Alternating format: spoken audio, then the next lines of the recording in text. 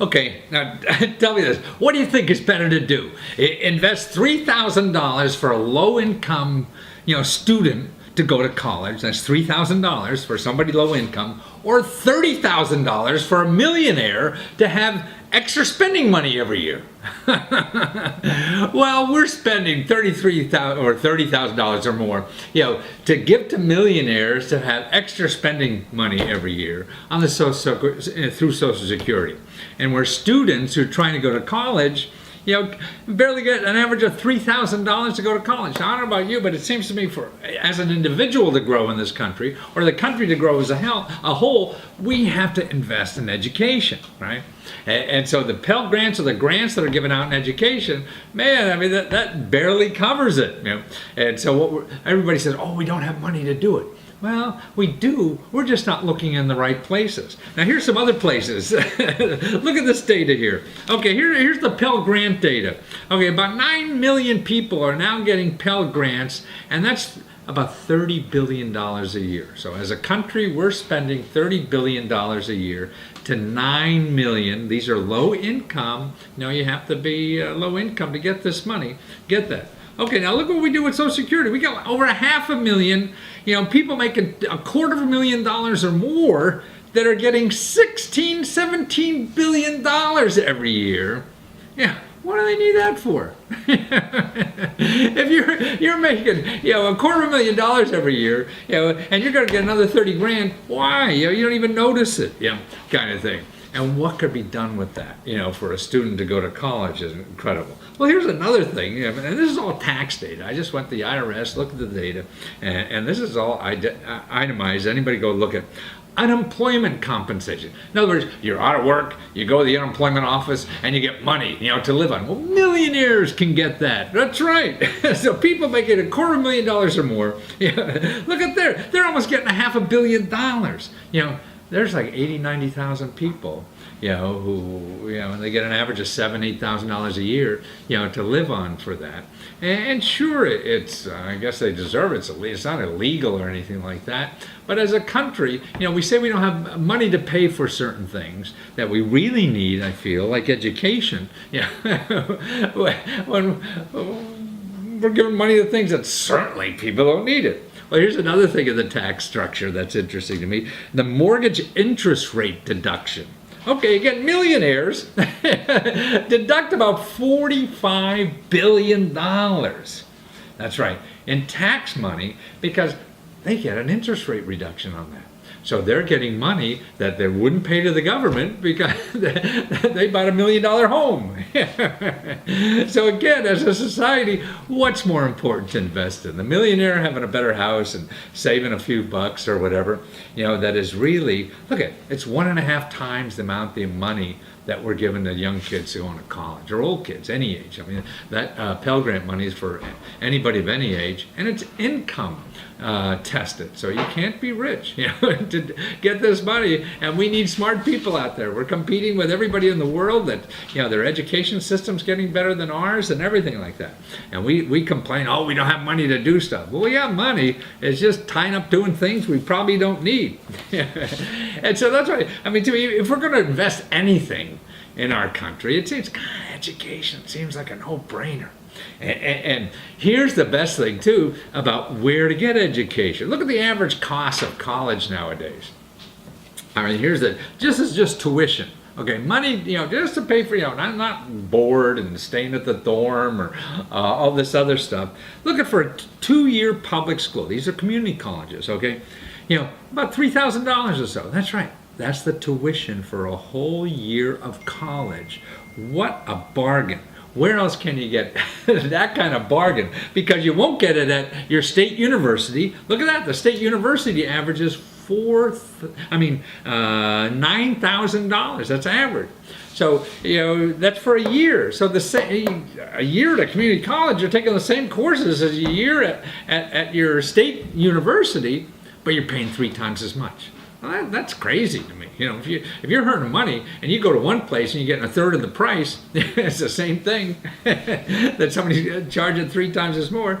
That's nuts. Okay, here also, if you're out of state and going to that public school, so you live in Virginia and you want to go to University of Maryland, that's $22,000. So you go to the community college the first 2 years, $3,000 a piece, or pay $22,000 a piece. How's that? Gosh, so that's what, $40,000 you're just, using, and who knows why, So the most important thing is the education. Not the most important thing is who you're going to be partying with, I would think. Or how about a private university? I mean, these are the places. Gosh, private universities are $30,000. So you could go to a 2-year community college, get 2 years of education for $6,000, or to go to 2 years to private college for $60,000. So you want to pay 6 or 60? Man, that's why I think community college is the best bargain in the world. And what's out there now that is growing the fastest, unfortunately, is for-profit universities. Look at that. Now, the average they're charging $15,000. So that's more than 4-year public schools, and certainly 5 times more than community college. And what's disheartening about them is that where they get their money from and how they spend their money. So that's why I think that's the worst buy in higher education is any for-private university. Look at this data that I have. This shows you how these people spend their money, where they get their money. Look at the thing on the far right-hand side, the private for-profit colleges. Look at that. 90% of their money is coming from you. They get out of tuition. They get it all from you. So they're going to spend so much money getting that money from you, and that's where the money goes. You look at it in the public schools, that's the one on the left. Look at it. It's like 15% of the money, comes from tuition. So they're financed other ways, whether it's from investments or from, from federal government, state government. So this is what you and I are paying for anyway. So that's why, to me, a public university, you're already paying for that. So why are you going to pay somebody else to have a big expense account? These people, that own, or in Wall Street, all these big schools now, these universities are traded on Wall Street. They're just trying to make money to make money. I'm not sure about their education values. Here's another thing about be careful for-profit universities. This is how much they spend on educating people. Look at that first bar on top. Okay, so the first bar, you see $7,413. That's how much your state school, the public university, spends on teaching. Okay, $7,000. Okay, the one on below that, on the bottom of those 3 bars is $3,500. That's how much a for-profit spends on education. So the for-profit people are spending half the amount of money on educating you as a public university.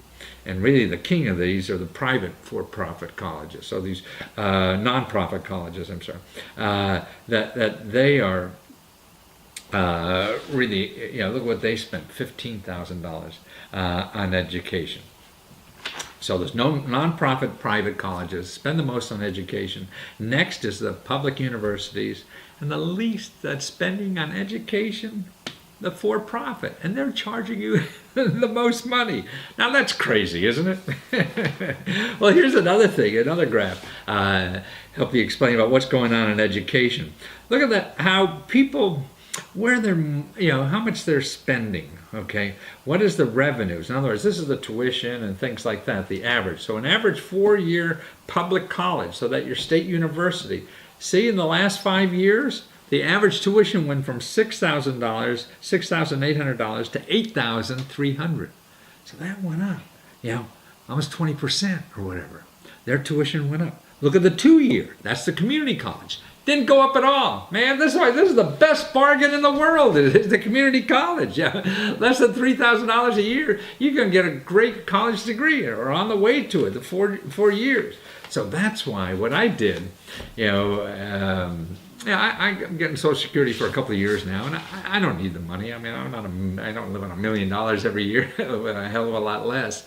But I took my Social Security money and started a scholarship at the community college. And that's what I'm trying to do with other people. Man, people are getting government money that don't need it. I mean, these people, the millions of people that are getting Social Security money or unemployment money or big contracts, or we have a lot of people in this country that are getting two double dippers. They have two pensions and stuff like that. And man, for $1,000, a kid can go to college. I mean, that's a wonderful bill. Where I live in Bethesda, Maryland, these people go to lunch, these $1 million lawyers, and they spend $1,000 on a couple lunches with their buddies. And here we live in a country where, man, you got the best bargain in the world to get an education that we could get. Anybody can get an education now for $1,000, or just a little bit over. Now, what could be better than that?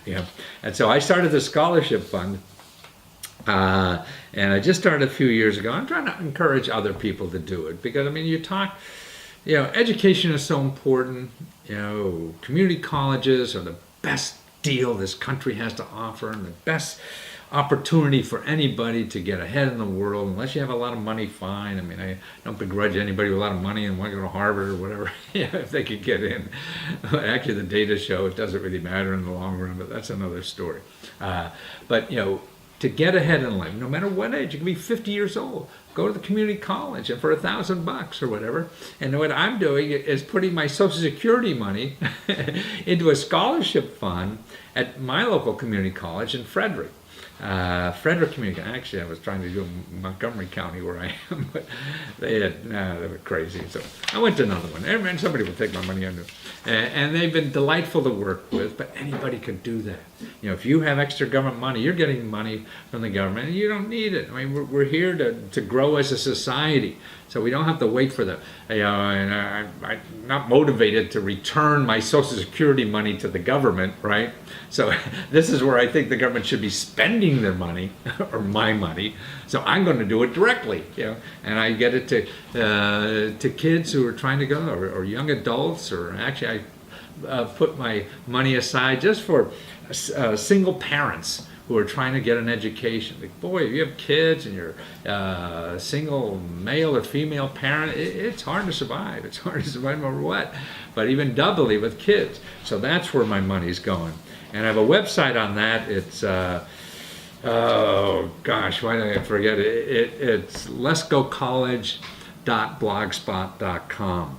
I went up to the college and interviewed these students to see what they would do with an extra $1,000, because there's a lot of people in this country that have a lot of extra money and probably from the government, particularly around here, government contractors and stuff like that. So instead of, they're getting extra money from the government they probably don't need, in pensions or Social Security like me or whatever, man, let's go directly. Well, that's, fighting policy is going to take too long. So if we go directly and get it to the kids who need it, and it's a great bargain for you to invest in and for people to go to more community college. So watch with these kids and how they use the money.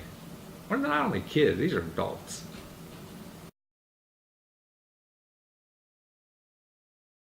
Hi, my name is Dennis Alive, and gas now costs me $200 a month, and I put the $1,000 towards gas.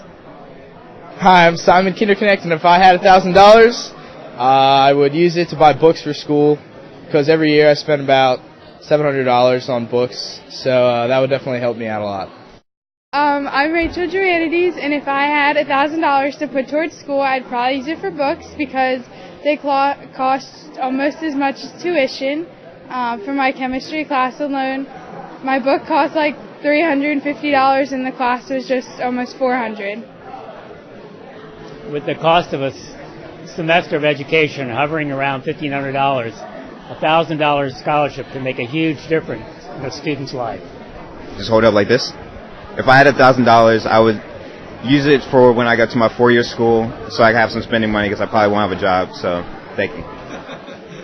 I'm Alexander Leone. If I had $1,000, I would use it to help me get my 2-year degree so I could go to the United States Coast Guard Academy. I'm Marco Aguero, and if I had $1,000, I would use it to pay for my school at FCC. I'm Justin Beard, and if I had $1,000, I'd pay for summer classes. I'm Stephanie Swartz, and if I had an extra $1,000, I'd take 2 more classes. My name is Evan Thomas, and if I had $1,000, I'd put it towards some books or school or food and transportation. My name is Karen Crum, and I would use $1,000 to pay for my tuition for classes. Hi, my name is Dustin Trey, and if I had $1,000, I'd buy a year's worth of school books. All right, my name is Roberto Levo, and I could use an extra $1,000 to pay for books, rent, some fast food because I'm really poor and I don't have a lot of time. Thank you. Hi, my name is Amber Welsh, and I would use an extra $1,000 to pay for tuition for a better future for me. My name is Darren Kopp, and with $1,000, I could get a decent down payment on a used car with $1,000 to get to school. Hi, my name is Andrew Hicks, and if I had $1,000, I'd use it to go to Trevecca Nazarene University, Nashville, Tennessee, to finish college. My name is Chris France, and if I had $1,000, I would buy everybody I know a pair of rollerblades so we could rollerblade in tandem to school. My name is Doug Cruces, and if I had $1,000, I would donate it to Japan for the earthquake fund. Hello, I'm Patrick Glazier, and if I had such money, I would use it for gas. I'm Gary Ostro, and if I had $1,000, it would pay for my tuition.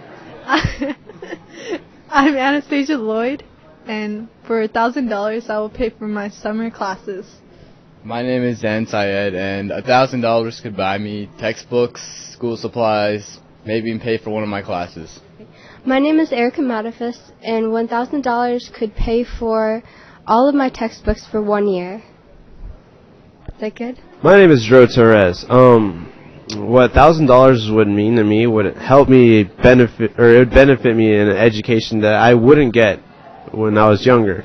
It also would help me invest into a family that I'd get in the future, and it'd be a real, lifesaver, especially if I needed if I needed extra money for my kids in the long run. My name is Erica Matafis, and $1,000 could pay for all my textbooks for a whole year. Last semester, I paid $500 for just one class for textbooks. Is that okay? Okay. See, people don't know that. My name is Chris France, and if I had $1,000, I would throw a little bit of money into the tech club at school so we could actually have a decent budget. My name is Nicole Young, and $1,000 would mean a semester of food to me, and that's very important. Hi, my name is Kenneth Melnick, and I'm at school because of a Pell Grant. It will help me in the future to fight for social justice. I'm Bruce Carpenter, and if I had another $1,000, I wouldn't have to work so much, so then I'd be able to spend more time focusing on my studies. Hi, I'm Jenna Martinez. And I'm Angie, her sister. And we could use $1,000 to give back to our mom who sacrifices to send us to school. Yes, that would be awesome. My name is Chris France. If I had $1,000, I would give everyone at the coffee shop a raise so they would give me free coffee. Hi, I'm Rohondo Harvey, and I could use $1,000 to pay off for school loans and debts that I have. Hi, my name is Shayna Smith, and I could definitely use $1,000 because that's exactly what it's going to cost for my textbooks next year for the nursing program.